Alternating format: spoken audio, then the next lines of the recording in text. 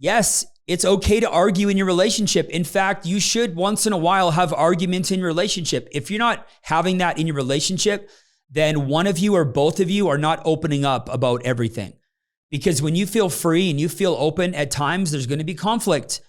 You're not going to agree on everything, but that's okay. If you've created a safe space, then arguments are okay. Just don't make every argument, it's the end of the world, right? That's it, right? If this happens again, one last time, don't threaten the relationship in arguments. You need to learn how to fight. The purpose of an argument, the purpose of the fight is ultimately for both parties to be able to come back to the table and find a way to proceed. What's up, everybody? My name is Steve Holbrook, and you are watching or listening to Momentum Monday podcast. I am fired up to do today's episode. Today, we are talking about healthy relationship habits. Healthy relationship habits. Yes, you heard that right. Steve, why would you do a podcast on it? Because I know what it's like to be in a toxic relationship, and I know what it's like to be in an amazing relationship. I'm not sure if anybody listening to this can relate, but being in a relationship that does not have healthy habits, it can get toxic pretty quick. It can get pretty bad pretty quick. And that is not a way to live. But here's the problem. I think most people know what a healthy relationship looks like. Yet it's very difficult to get to the level where you are in that healthy relationship. It's different to know what it looks like and to know the tools and to know the strategies around the habits that make it that way. So today, you're in for a treat, because if you want to learn, or if this stuff's important to you, you're going to want to make sure you listen to this episode all the way to the end. Isn't it true that society teaches us our healthy habits too late? When do we really pay attention to this stuff? When our relationship is falling apart, right? We need relationship therapy. We go to counseling. The problem at that point is there's been a lot of things that have been said. There's a lot of things that have been done in the relationship. It's very difficult at the lowest point of the relationship to change the habits. The other time we do it is before marriage. Take a marriage counseling class. And although my wife and I did that and it was great, the problem with that is even then, the concrete has been set in the relationship, usually for months or even years. So to learn about healthy habits right before you get married, it's going to help, but these are things that we need to be aware of early on. I think that you should be well aware of these healthy habits prior to you finding your soulmate, prior to you deciding to be with the person of your dreams or somebody you want to spend the rest of your life with. These are things that I wish I knew early on in my relationships. All right, 8 healthy relationship habits. Here they are. But before I give you number 1, please take a minute, subscribe to this channel. If you're watching it on YouTube, give it a like, share it. If you're listening to this on podcast, please share this with somebody that you care about and give it a review. It goes a long way. All right, here's point number 1. Make a point to connect every day. Make a point to connect every day. Man, if you don't make a point of this, there could be 2, 3, 4 days in a row that go by where you don't make an effort to connect with your partner. So what do I mean by connect? Well, there's lots of different ways to connect. I'm talking emotionally connect, right? Maybe let them know how much you appreciate them.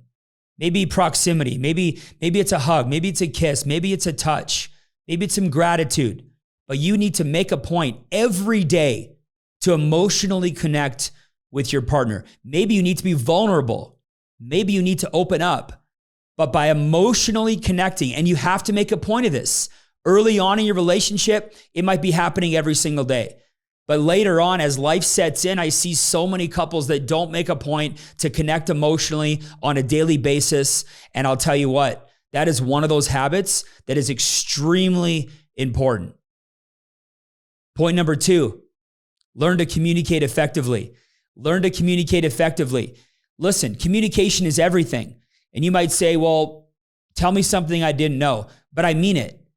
Are you working on ways to communicate more effectively? Are you taking less things personally? Have you created a space where you guys can openly and freely talk about things without having to walk on eggshells. You may think you have great communication in your relationship. If there's certain things that you can't talk about, right, or you can't communicate on, those are things that you really got to get clear on how to figure that out. Because learning how to communicate effectively with your partner is one of the most important things that you'll develop, and it's one of the most powerful habits. Number 3, third healthy habit, shared activities. Shared activities. Make sure you guys are doing things together. Man, there was a period of time when COVID first hit, my wife and I, we weren't doing anything together. I was working and she was kind of taking care of the home and you know, in that space, especially during COVID, everything was a little bit crazy. We weren't doing anything together. We weren't doing activities together, right? We weren't going out together at the time. So we made it a conscious decision to get back on track. So we work out in the basement together, right? We book date nights together, right? Sometimes we'll even do games nights together, even though I hate playing games. That's just the way it is. We do games nights because it's shared activities, right? Shared activity is shared experience. And shared experiences lead to trust, leads to growth. And these are things that you can grow together. I see so many couples in relationships, they're basically living parallel lives, right? Side by side, but they never connect. So one of the ways to connect is shared activities. Go for a hike, do something together that you can experience together. And that will make sure, right, that healthy habit keeps you guys together. Point 4, taking interest in each other. Taking interest in each other. You need to genuinely be interested in your partner, interested in their day, interested in how they're doing, right? When's the last time you actually asked your partner, like, hey, how you doing? How was your day? How are things? I mean, taking interest like a friend would. It's important, right? They need us as friends at times just as much as they need us in all the other areas of our relationship. Take genuine interest. Ask questions, even if it's on something that doesn't really intrigue you. Even if it's an aspect of what they do, whether it's their job, right? Their philosophy on things or, you know, how they're doing. Even if you don't find it riveting, you need to find a way to be interested. Because don't you want them to be interested in you? Don't you want them to care about the things that you care about? So we need to be doing the same thing back. Take interest in them. That is a very important, healthy habit. Point number 5, healthy arguments. Healthy arguments.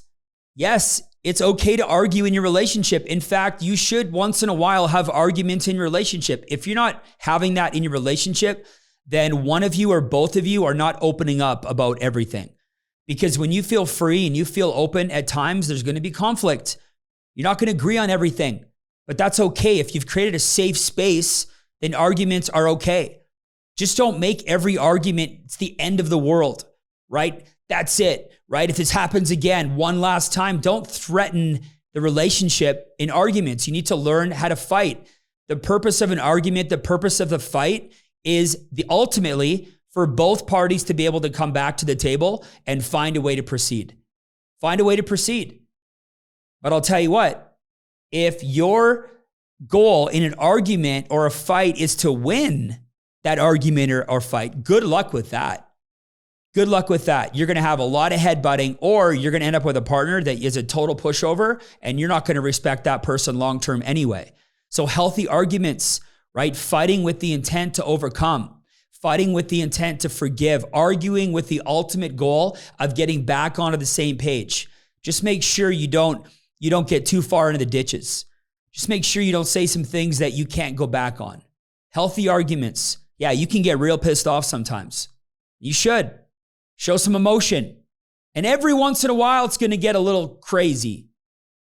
But I'll tell you what, if you understand the rules of engagement around arguments, everything's going to be okay. But this is a very important, healthy habit in your relationship. Point 6, you appreciate each other. You appreciate each other. Man, we're in a world today where there's less appreciation for our colleagues, our partners, everybody around us. People, I don't know if we actually appreciate people less or we show it less or it's less cool to show it.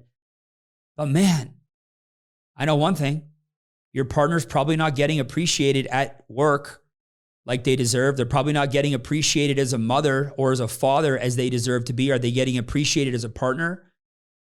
Do you let them know that? Man, it feels good to be appreciated.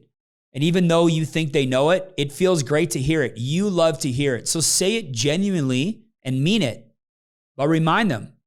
And guess what? Tell them why you appreciate them. Remind them why.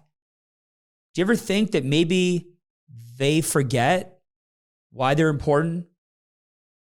That why they're appreciated? Maybe they forget why they're here, what their purpose is.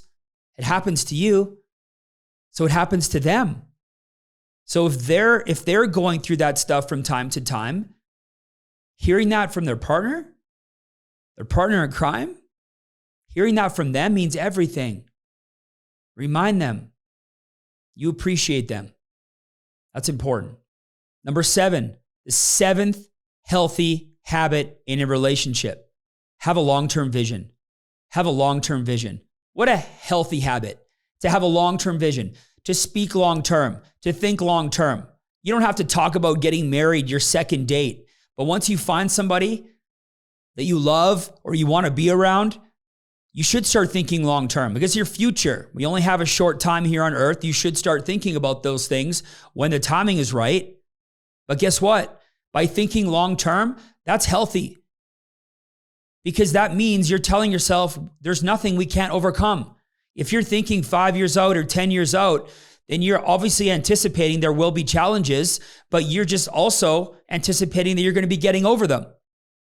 And that's how you avoid these fights where it's like ultimatum. This is it, right? This unhealthy going back and forth. By having a long-term vision, yes, things could still deteriorate in the relationship, but by having a long-term vision, that's powerful because you're going to start to head towards what you see. And if you see things long-term, you're projecting it long-term, you're acting long-term, right? You're going to start to take action towards things that lead to long-term success.